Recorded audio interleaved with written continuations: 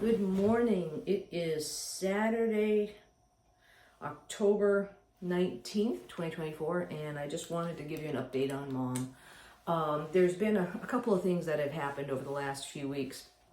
I had to bring Mom into the hospital 2 weekends in a row, and it was something that I think you could, it was an emergency. It had grown over time, and it was an executive decision on my part to bring her to the hospital. And let me tell you a little bit about why.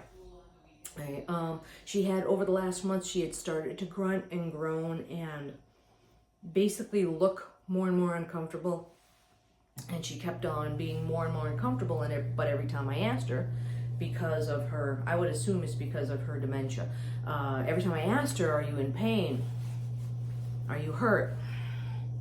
And then she would go more and grunt and groan, and she would present as uncomfortable. Her muscles, all of her muscles would be tense, from the top of her head, and like even her feet, she was uncomfortable. She was uncomfortable because her feet, she would do like this with her toes, like really. But every time I asked her, are you uncomfortable? Are you hurting? Are you hurt?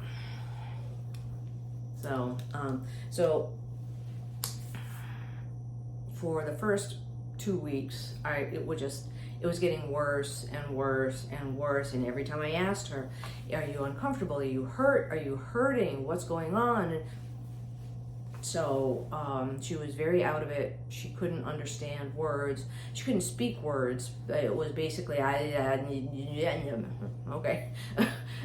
But when I tried to ask her, she was just not really understanding. She was always uncomfortable. She was always moaning. Those little kids, little babies, when they're pooping, you have that poop noise. Yeah, she was making that, but she wasn't stopping. And she was agitating. She kept moving. And finally, the first weekend I took her to the hospital, she was really like that. And I was like, I have to call 911 because she's at this stage where you can't get her out of bed unless there's a Hoyer lift or somebody to help, or you just pick her up under the armpits and then physically but I can't do that to get her in the car. So I had to call 911. They called the ambulance. The ambulance came. I explained all of the symptoms. I think she's in pain. She's got severe dementia. She can't tell us if she's in severe pain, but she's in pain. And they tried to ask her questions, and of course, they did it. So they said, we're going to take you to the hospital, and she didn't want to go to the hospital. Just as a side note, she's never wanted to go to the hospital, ever. No hospital, no emergency, no. So as her healthcare proxy, I said, I'm her healthcare proxy. There's something going on. She's in pain. I can't figure it out. I can't get her in the car to go to a doctor's appointment, much less get a doctor's appointment. It would be 2 or 3 months out. So off we went to the hospital, and two things they diagnosed her with. They diagnosed her with really not being able to breathe. Well, thank you. Thank you very much. She's been diagnosed since 1989. Hypoxia. I was like, okay, well, we're doing the best we can. She has a she has a lung allergist. She goes and sees on a regular basis. This is her oxygen level. This is normal without her oxygen on. This level is normal with her oxygen on. She has oxygen constantly, an oxygen concentrator on at home constantly. So that's not it. I'm thinking the last time she had a bowel movement was 7 days ago and counting. And by the time we got through the emergency room, it was like 8 days ago. 8 days. She'd not pooped in 8 days. So I'm thinking she has to poop. She has to have a bowel movement. She's incontinent, number one, and number two, she's incontinent. She can't figure out how to push it. And over the last few days before bringing her to the hospital, I would ask the aide, she ate all her food. Oh, what did you give her? Oh, I gave her a grilled cheese sandwich. I'm like, oh, she's constipated. Let's not, she's constipated. She can't poop. She's constipated. The next day, she ate all of her stuff. Okay, what did you give? Oh, a grilled cheese sandwich. No, you don't understand. She is constipated. No more grilled cheese sandwiches. The third day, she ate all her food. Okay, that's great. What'd you give her? Oh, I gave her a peanut butter sandwich. She is constipated. She can't She can't poop. Why are you giving her stuff to double down on the constipation? I'm like, well, there's plenty of stuff. There's all this food in the house. Everything. There's food in the house. All this food. There's soups. There's soups, and there's spam, and there's canned ham, and there's this, and there's chicken, and there's turkey, and there's like lunch. Give her something else. The next day was, oh yeah, she ate all the food. It was great. I brought some food in. Okay, you brought food in. Okay, what food did you bring? Okay, soup. Soup was good. You brought her soup. What kind of soup? Broccoli and cheese.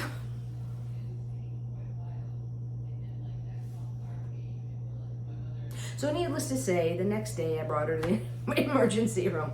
So they kept her overnight. They wanted to keep her, but I'm like, well, what are you gonna do? Well, we're gonna keep her, or gonna admit her. Why are you gonna admit her? Well, because of her breathing. I'm like, well, her breathing is normal for her. She's being seen by lung and allergy. This is as good as it gets. We've constantly been told this is as good as it gets. Why? What can upstairs do that they can't? Oh, okay. So they diagnosed also a UTI, which is good. Diagnosed UTI. She's really not with it. She's really in pain. Okay, so they prescribe an antibiotic for the UTI. That's it. Get her home. I go to fill the script because they've already given her one of the antibiotics. Go to fill the script. Oh, pharmacist, isn't she allergic to penicillin? Yeah, her throat closes and she can't breathe. Ah! So call the emergency room, say, hey, we need to switch over. So got that, but it went a week, and both the aide and I were waiting for the antibiotic to kick in and take care of this UTI and kick it to the corner. UTI is a bladder infection. And she kept getting worse and worse and worse and worse and worse to the point where she wouldn't eat, she wouldn't drink. And I'm like, not even her most favorite foods I couldn't get in her McDonald's shake. Nothing would cross her lips. So, and it had been a week. So the next, I took her to the emergency room again. She was diagnosed really with failure to thrive. So it was bad. There was failure to thrive. She wouldn't eat. She was all still agitated and like she's in pain. She can't express she's in pain. She's got severe dementia. And so she was in the ICU, the ER. She was in the ER the entire night while they were getting her a bed. And the next morning, there were 15 people ahead of her to get a bed, and then all of a sudden that cleared up, which was good. So they got her a bed, and it was, they said, okay, we're going to give her an enema. We're going to give her her meds. Well, they didn't give her meds in the ER. They had brought the meds into the room to give her the meds, and like, oh, we have a room for you, so now we're not going to give you the meds. We were going to give you an enema, but no, upstairs is going to give you an enema. And the ER was busy. It was really bad. So they brought her upstairs, and all that Monday, no enema, no meds, no enema, no meds. And they finally gave her an enema Monday night after I brought her in first thing Sunday morning. So basically, she hadn't had her breathing treatments, she hadn't had her meds. So once they gave her her normal stuff and the stuff to make her poop, she did. It was good. It was nice. And then she got a little bit less anxious and agitated. They gave her a couple of bags of IV fluid, which I think really got her revived and going again.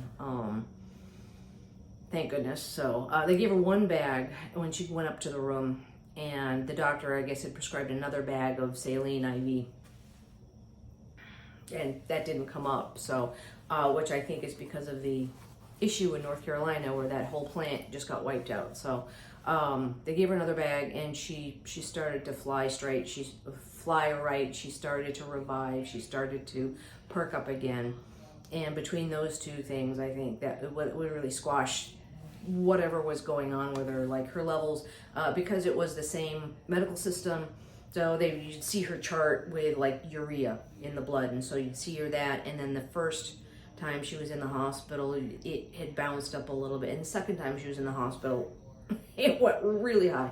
So whatever it was, we had stomped on it and got it, I guess, just in time because she was going downhill. So after a week in the hospital and her levels leveling out, they sent her home again, which is good. It's nice to see her. But it took her a while to get kind of back to normal. Like, you know, when you have an elderly person, a very elderly person, is kind of like a glide path. And she had gone that way, and now she's recovered a little bit, but she's back up, but she's not back up to the level she was before. So it's another little bounce in the glide path downward. So she's recovering. UTI is resolved. She's eating again. She's drinking again. I made sure that the aide does not give her things that bind. She's also come home with a new medication that makes her have number twos easy. So we're using that to help things along. And we found that without that medication, she doesn't go number two. And so we wait 5 days or so, and then we give her a dose, and then she goes. So anyway, so that's what's happening with Mom. That's on top of everything else, that's what's happening with Mom. Also figured out that if I get her up in the morning and I slide her toast and I walk away, she gives the pieces of toast, because I cut up the toast, to the dog. To the dog. To the dog. So yeah, so I've changed my routine a bit. So when she has her toast in the morning, I slide her toast and take the dog for a walk.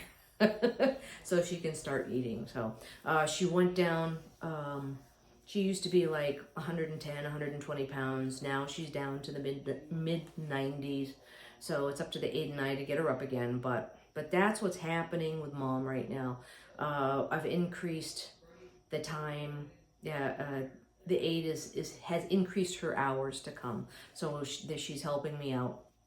My mom really can't spend time between the aide, between me leaving in the morning to go to work and the aide coming. There was a gap. There's no gap anymore. The aide's coming in early so that we can cover that gap. And in the afternoon, the aide goes and I come home.